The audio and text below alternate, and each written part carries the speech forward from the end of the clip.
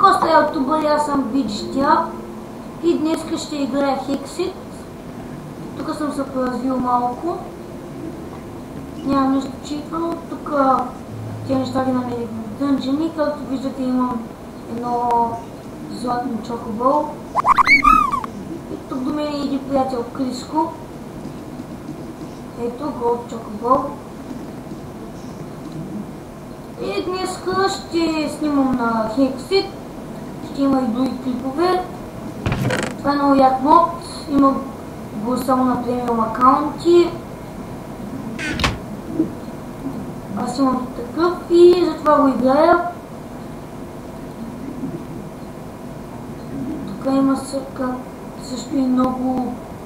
Не съм събрал много книги, но пак съм събрал. Както казах, съм се развил. И да видим малко кой е доносил. Дани, после ще звънна пак.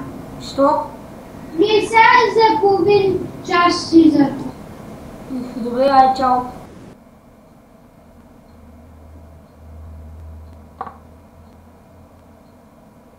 Това цвете е много яко. И да, късно изпади. Това цвете е много на кеф, защото може да ви осветля цялата къща отвън. Когато е вечер, то се разпадя. Ще се убира фермата.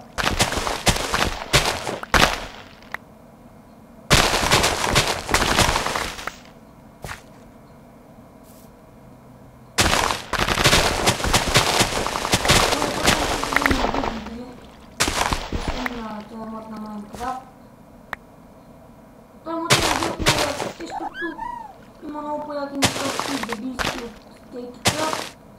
Той като обедини в едно съм вид с много по-вече добавени неща.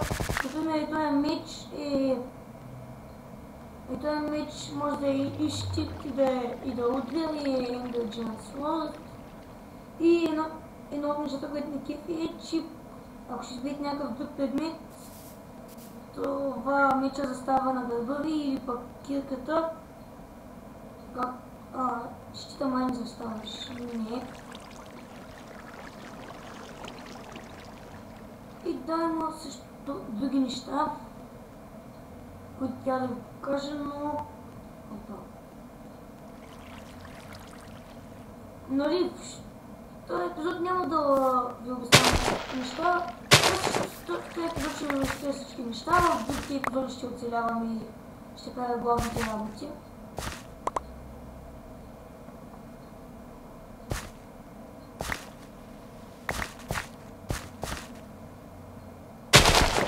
Да, тук може да снимам.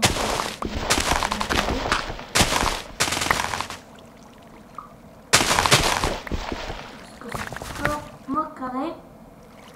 После ще гледа това, после ще го гледа.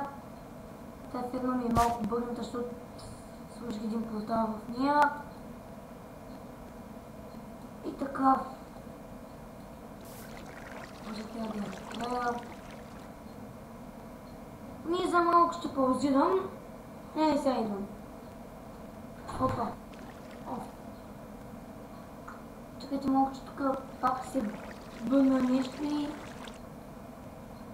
и хода оказа, че има малко проблеми. Ще спра видеото.